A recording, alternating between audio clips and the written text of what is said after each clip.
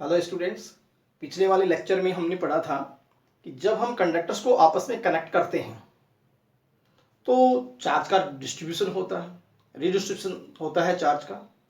और वो जो चार्ज का डिस्ट्रीब्यूशन होता है तो चार्ज का जो रेशियो है डिस्ट्रीब्यूशन की बात, वो उनकी जो कैपेसिटेंस है उनके रेशियो में होता है। ये कल की बात आई थी आपके पास में, Q1 dash upon Q2 dash this is equal to C1 upon C2। लेकिन इन दिस लेक्चर हम पढ़ने जा रहे हैं कि जब इनको हम कनेक्ट करते हैं तो इनके जो पोटेंशियल है उनमें जो चेंज होता है उस पोटेंशियल के चेंज का जो रेशियो है वो क्या होगा। तो फिर अगले वाला जो इंपॉर्टेंट फैक्ट है जो इसी पिछले वाले आर्टिकल से रिलेटेड है वो क्या है, देखिए यहां पर हम ये कंसीडर कर लेते हैं। This is first conductor, potential is V1, this is second, potential is V2, or this is conductor first.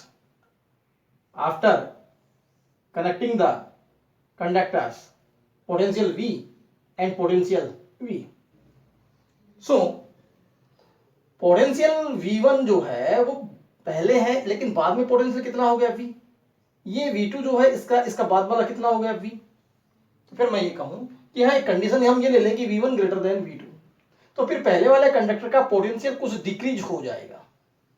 It means change निकालेंगे, ये ज्यादा है ये कम है तो ये V1 माइनस V होगा। लेकिन सेकंड वाले जो कंडक्टर है उसका पोटेंशियल कुछ रेज हो जाएगा, तो फिर इसका जो निकालेंगे वो V माइनस V2। तो this is change in potential of first conductor, this is change of potential of second conductor. तो what will be ratio delta V1 upon delta V2, ये आपको फाइंड आउट करना है। तो आइडिया पता लग गया कि इसका जो पोटेंशियल है वो कुछ जो है वो कम हो जाएगा, तो ये ज्यादा है ये कम है, तो चेंज कितना हुआ V1 माइनस V। दूसरे वाले का जो कम था पोटेंशियल वो कुछ रेज होगा तो फिर V माइनस V2। तो फिर ये आपको ये चेंजेस निकाल के उनका रेशियो फाइंड आउट करना है। ठीक है, तो इस आइडिया पर हम काम करते हैं। देखिए क्या change in potential of conductor A।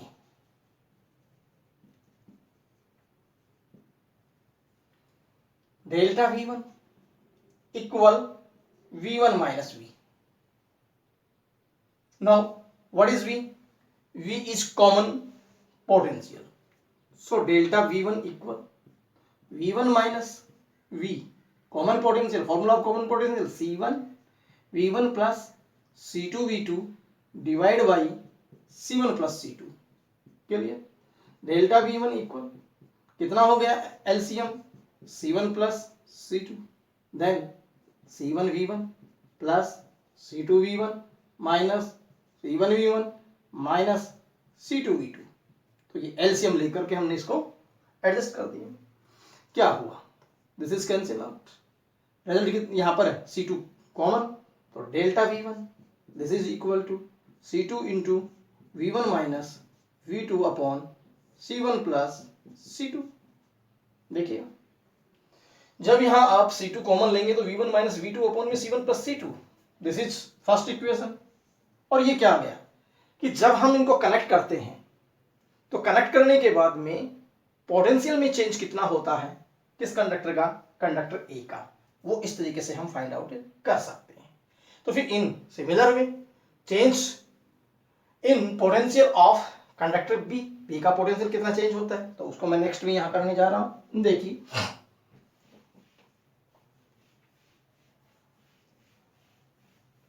Change in potential of conductor b, change in potential of conductor b, तो बी के पोटेंशियल में कितना चेंज होता है। तो फिर डेल्टा V2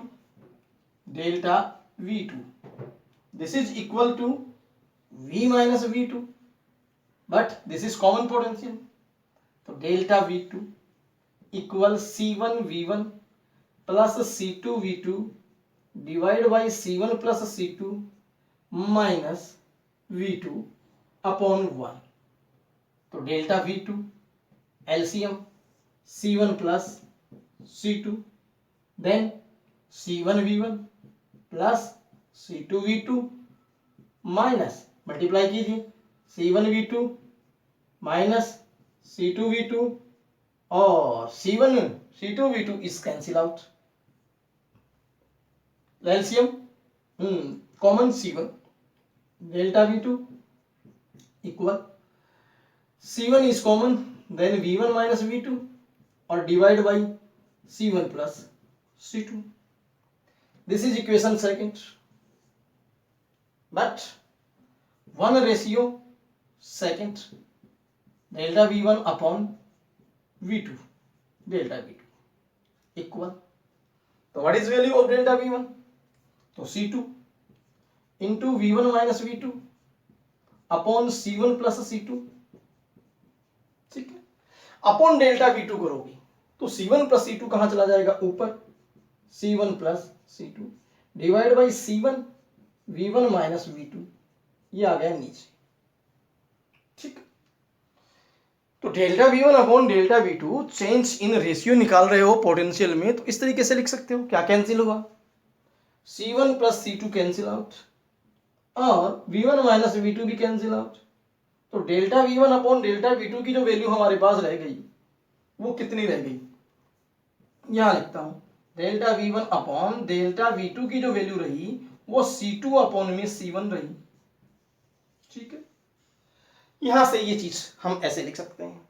तो ये एक इंपॉर्टेंट रिजल्ट आपके पास में आ जाता है कि इनके जो चेंज हैं किसमें? पोटेंशियल में, वो इनकी कैपेसिटेंस के रेसिप्रोकल होगा, ठीक।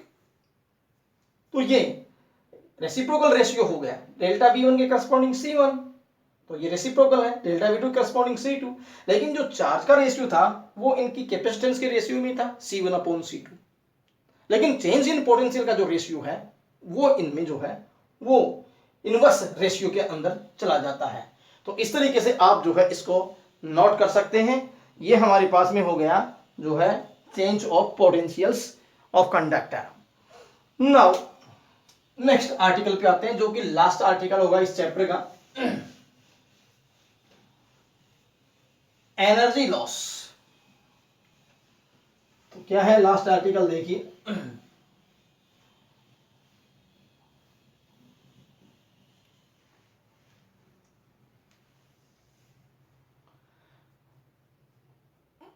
तो लिखेंगे energy loss in charge distribution, energy loss, energy loss. इस आर्टिकल में हम देखेंगे कि ये हमारे पास में कंडक्टर ए है और ये इंसुलेटिंग स्टैंड है, इसे हमने चार्ज किया, potential V1, capacitance is C1। This is second conductor, इसे भी चार्ज किया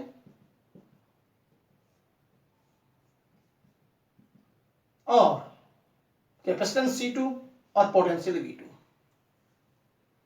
तो जब हम इनको आपस में कनेक्ट नहीं करते हैं, ठीक है, तब इसकी एनर्जी और इसकी एनर्जी, दोनों एनर्जी को हम ऐड कर लें कि कुल एनर्जी कितनी इसके अंदर स्टोर्ड है। फिर हम इनको कंडक्टिंग वायर से कनेक्ट कर दें और फिर इनकी एनर्जी को हम कैलकुलेट कर लें। लेकिन हम ये देखेंगे कि जब इनको हम कनेक्ट करते हैं तब चार्ज जो है वो फ्लो होकर के जाता है, तो कनेक्टिंग वायर जो है उसको रेजिस्टेंस प्रोवाइड करता है, जिससे एनर्जी डिसिपेटेड होती है। और वो एनर्जी कितनी जो है डिसिपेटेड होती है उसी को हमें निकालना, डिसिपेशन एनर्जी को ही हमें निकालना है या एनर्जी लॉस को हमें निकालना है। तो before connecting the conductors, before connecting the conductors,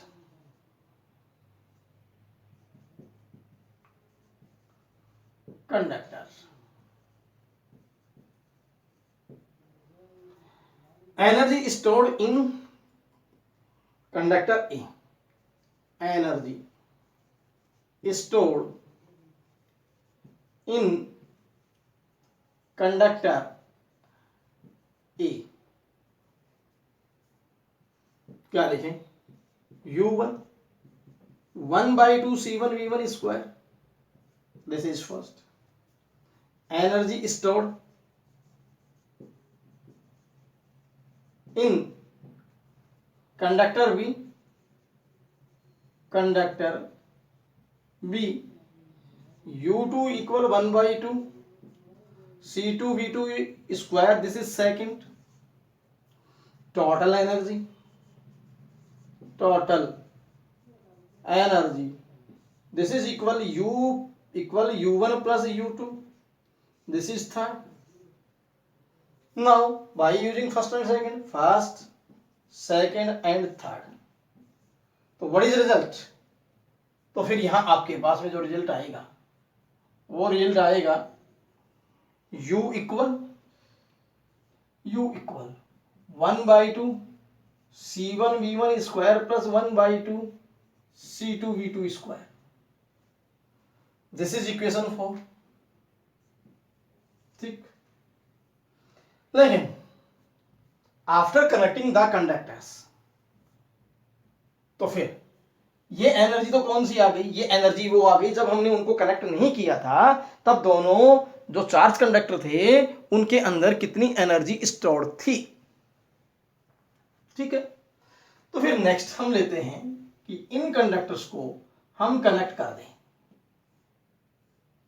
किसी कनेक्टिंग वायर से, कंडक्टर ए, ये भी, ये हमने इनको कनेक्ट कर दिया। तो फिर यहां क्या चेंजेज होने हैं, यहां चेंज होना है कि पोटेंशियल कॉमन हो जाएगा VV, इसकी कैपेसिटेंस वही रहेगी C1 और इसकी कैपेसिटेंस रहेगी C2, लेकिन पोटेंशियल दोनों का सेम हो जाएगा। तो फिर इस केस में हम यहां ये कहें कि after connecting the conductors,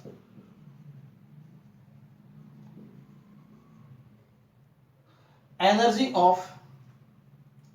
stored in conductor A, energy stored in conductor A, U1 dash, this is equal to 1/2 C1V square, और V is common potential, this is equation 5th। V common potential। second, energy in conductor B, U2 dash, this is equal to 1/2 C2V square। 6, total energy कैसे लिखी जाए total energy, U dash equal U1 dash plus U2 dash, this is 7। तो ये हमारे पास में जो है वो after connecting the conductors total energy जो है ऐसे लिखी जाएगी। तो अब कौन कौन सी इक्वेशन का यूज कर लें, 5, 6 एंड 7 का यूज कर लें। तो 5, 6 एंड 7, तो फिर क्या आएगा रिजल्ट वो देखिए, 5, 6 एंड 7, बाय यूजिंग 5, 6 एंड 7 क्या रिजल्ट निकला, U dash equal what is value of U1 dash, U1 dash की है 1/2 C1V square plus 1/2 C2V square. तो फिर U डैश इक्वल 1/2, यहां कॉमन क्या आ गया, V स्क्वायर आ जाएगा, तो बच गया C1 प्लस C2 इंटू में V स्क्वायर बच गया। ठीक, ये हमारे पास में जो है वो आ गई इक्वेशन नंबर कितनी, 8। टोटल एनर्जी हमारे पास बिफोर कनेक्टिंग द कंडक्टर्स कौन से में थी, 4 में थी, लेकिन अब ये इक्वेशन 8 आ गई। इक्वेशन 8 में हम कॉमन पोटेंशियल का की वैल्यू पुट करेंगे, V की वैल्यू पुट करेंगे। ठीक है, तो फिर मैं यहाँ पर, आपने ये नोट कर लिया होगा, मैं इसको यहाँ से रिमूव कर रहा हूँ और इसके आगे की बात यहाँ आती है। देखिए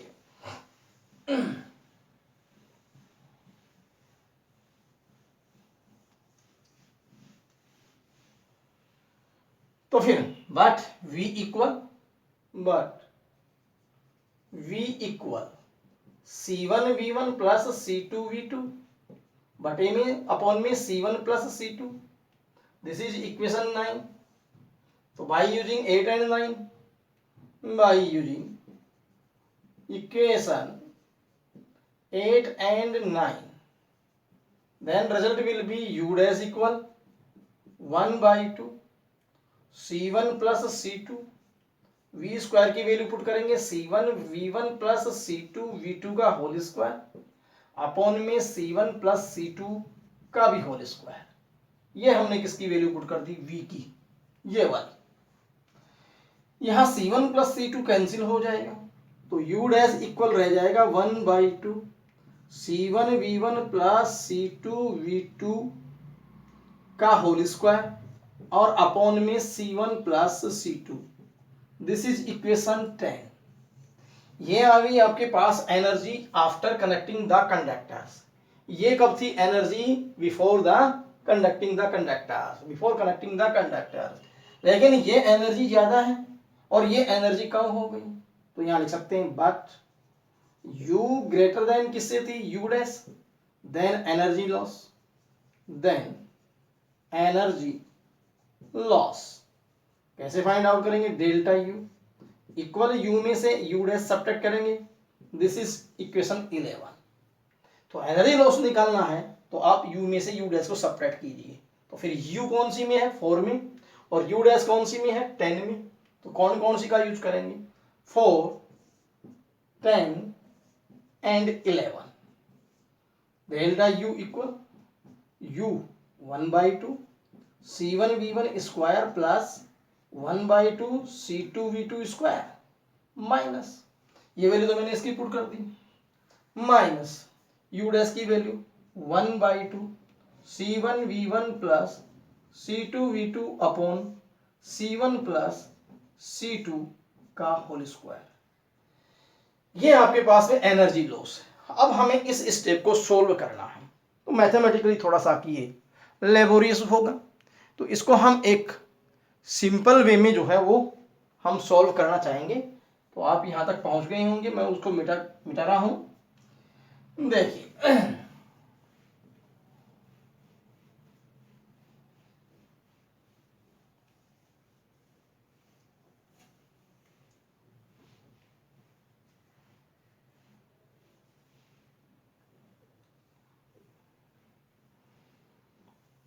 तो यहां हम देखें कि इस स्टेप को हम सॉल्व कैसे करें.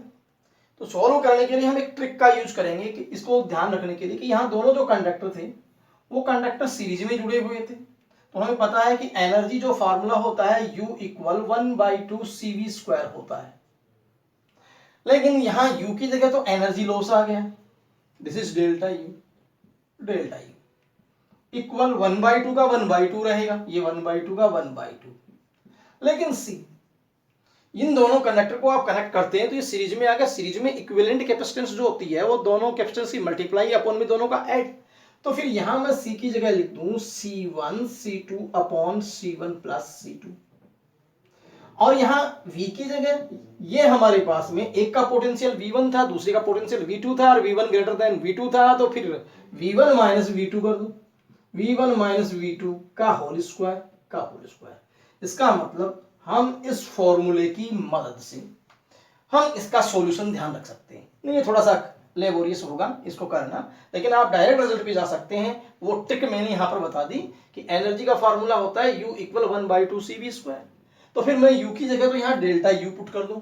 ठीक है, 1/2 आ गया. C की जगह दोनों सीरीज में है तो C1 C2 upon C1 plus C2, और यहाँ पर V1 ग्रेटर देन V2 है तो फिर रिजल्टेंट हम V1 माइनस V2. तो ये इस तरीके से हम इस फॉर्मूले को हम याद भी रख सकते हैं और इसका सॉल्यूशन भी दे सकते हैं. तो फिर इस ट्रिक का आप यूज करके इसका सॉल्यूशन कर दोगे और ये इक्वेशन आपके पास में हो गई 12. क्लियर? तो इस तरीके से ये एनर्जी लॉस का जो है वो फार्मूला आपके पास में बन जाता है. लेकिन एक बात है, यदि दो हमारे पास कंडक्टर होते और दोनों ही सेम पोटेंशियल के होते और फिर हम उन दोनों को कनेक्ट करते तो एनर्जी लॉस कितना होता? तो उस केस में एनर्जी लॉस नहीं होता. क्यों? क्योंकि दोनों सेम पोटेंशियल पे थे, तो फिर V1 इक्वल V2 होने से यहां आप V1 की जगह V2 पुट करोगे तो 0 का स्क्वायर बनेगा, तो डेल्टा U 0 ही आ जाएगा। तो यहां मैं कंडीशन लगा दूं क्या, if V1 equal V2 then बाजी क्या होगा, देन डेल्टा U इक्वल 0।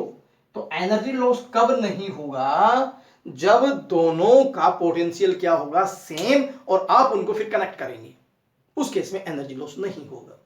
तो इस तरीके से हम जो है इस आर्टिकल को पूरा कर सकते हैं। अब हम आगे आते हैं एक एग्जाम्पल पे। तो वो एग्जाम्पल है आपके पास में 4.15 4.15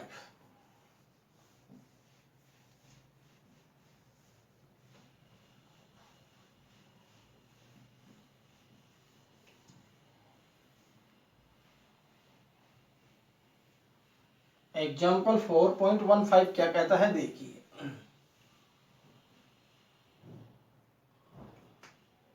एग्जाम्पल 4.15 गिवन है कि एक पैरेलल प्लेट कैपेसिटर है, और उस पैरेलल प्लेट कैपेसिटर का जो प्रत्येक प्लेट है उसका एरिया, तो area of plate in parallel plate capacitor, this is A equal 90 centimetre square, you can write 90 into 10 to power minus 4 metre square. तो ये तो प्लेट एरिया दे रखा है, ठीक। जो डिस्टेंस है इस प्लेटों के बीच की वो 2.5 mm है। तो distance between plates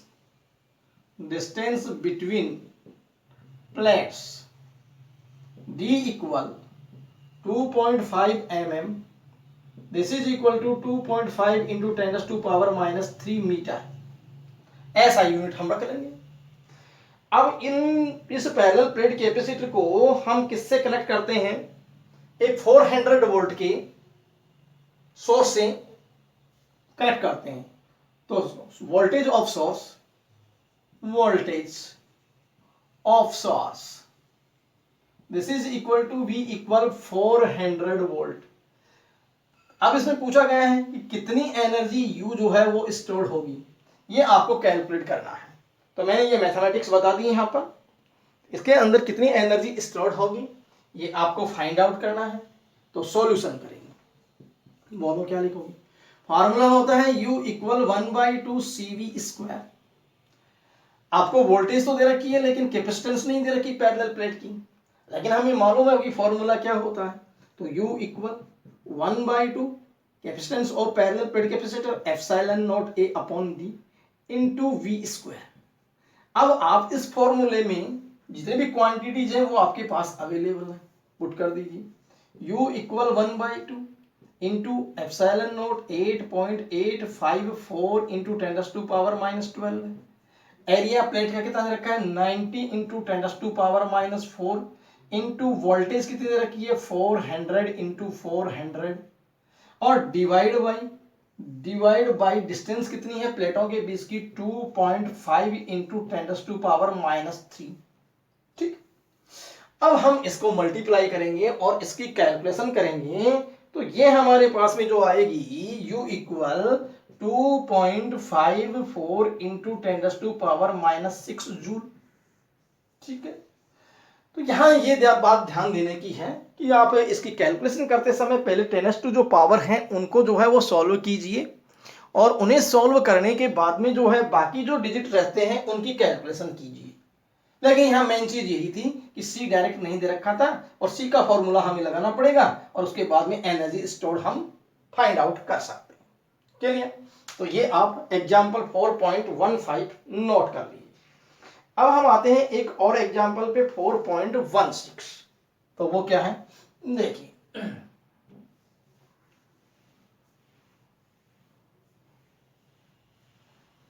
example 4.16,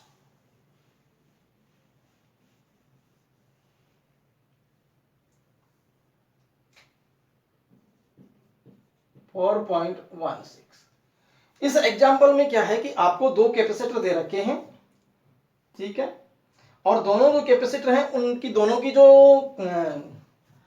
capacitance है वो सेम है। तो फिर capacitance of first capacitor, capacitance given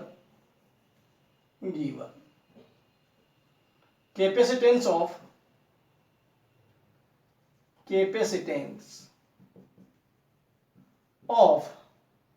first capacitor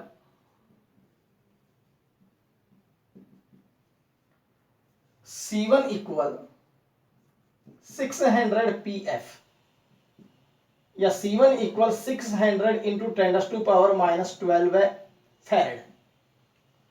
तो capacitance of second capacitor C2 ये भी है आपको 600 pf दे रखी है, तो C2 इक्वल 600 इंटू 10⁻⁻12 फैरेड। इनको हम SI में लिख सकते हैं। क्लियर? अब क्या किया गया है कि पहले वाले कैपेसिटर को हम 400 वोल्ट के पहले वाले कैपेसिटर को हम 200 वोल्ट के सोर्स से कनेक्ट करें, ठीक है। तो potential difference for first capacitor, potential difference for first capacitor V1 equal 200 volt, और दूसरे वाला जो कैपेसिटर था उसको हमने कनेक्ट कर नहीं रखा था, तो फिर potential difference for second capacitor उसको कनेक्ट नहीं कर रखा था तो 0। लेकिन एक बात है, यदि हम पहले को सेकंड से कनेक्ट कर दें, तो पहले को सेकंड से कनेक्ट कर दें तो कितना एनर्जी लॉस होगा, यह हमें फाइंड आउट करना है कि किसको, पहले वाले कैपेसिटर जिसकी कैपेसिटेंस 600 pf है, इसको हम दूसरे वाले से कनेक्ट कर दें तो हमें जो है वो कितना एनर्जी लॉस होगा। तो solution energy loss delta U का फार्मूला क्या बनता है भाई, 1/2 C1 C2 अपॉन में C1 प्लस C2 और इंटू V1 माइनस V2 का होल स्क्वायर, ठीक है। ये एनर्जी लॉस का फार्मूला है, सारी चीजें आपके पास में अवेलेबल है। डेल्टा यू 1/2 600 इंटू 10⁻⁻12 है, 600 इंटू 10⁻⁻12 है, डिवाइड बाई 600 इंटू 10⁻⁻12 है, प्लस 600 इंटू 10⁻⁻12 है, और इंटू V1 की वैल्यू 200 और माइनस V2 की वैल्यू 0 और इसका होल स्क्वायर। ये जो भी चीजें आपने यहां पर गिवन हैं उनको हम फॉर्मूले में पुट कर देंगे। अब पुट करेंगे तो अब हमें यहाँ पर जो है इनको सॉल्व करना है, तो यहाँ ये सारे जो है वो इजी वे में सॉल्व हो जाएंगे। जब तुम इसको सॉल्व करोगे तो ये कितना आएगा आपके पास में, देखिए डेल्टा यू इक्वल, ठीक, ये आपके पास में इसको इससे मल्टीप्लाई करोगे 10⁻⁻24 बन जाएगा, ये 2 टाइम्स बन जाएगा 2 इंटू 600। लेकिन ये जो सॉल्यूशन आपके पास आएगी, जो एनर्जी आएगी वो जूल में आएगी, तो 6 इंटू 10⁻⁻6 जूल। तो अब आप इसकी कैलकुलेशन कीजिएगा। कैलकुलेशन कैसे करोगे, ये 3600 हो जाएंगी इंटू 10⁻⁻24 हो जाएगी, ये 2 टाइम्स है देखो दोनों चीजें, तो 1200 इंटू 10⁻⁻12 हो जाएगी। ये आपके पास में 2 2 जा 4, तो 4 इंटू 10⁻4 हो जाएगी। 10⁻4 को जो है वो आप सेपरेट अलग से कैलकुलेशन में ले लें, बाकी डिजिट की जो कैलकुलेशन है वो आप सेपरेट कर लें। तो हमें जो है दोनों कैपेसिटर को हम कनेक्ट करेंगे तो जो एनर्जी लॉस होगा वो एनर्जी लॉस आपके पास में इतना आएगा। तो इस तरीके से ये जो चैप्टर है, इस चैप्टर की जो है आप numerical problems, very short question जो है, शॉर्ट क्वेश्चन है वो क्वेश्चन देखेंगे, और जो जितने भी जो न्यूमेरिकल प्रॉब्लम्स हैं जो सीधे डायरेक्ट फार्मूला बेस्ड हैं उनको आप निकालेंगे। टिपिकल जो न्यूमेरिकल प्रॉब्लम है वो मैं आपको एक्सप्लेन कर दूंगा या सॉल्व कर दूंगा, ठीक है। तो इस तरीके से जो है इस चैप्टर की थ्योरी और ये न्यूमेरिकल प्रॉब्लम जो है वो कंप्लीट हो जाते हैं। अब इससे आगे जो प्रॉब्लम्स हैं उनको हम नेक्स्ट लेक्चर में जो है वो सॉल्व करेंगे। Thank you.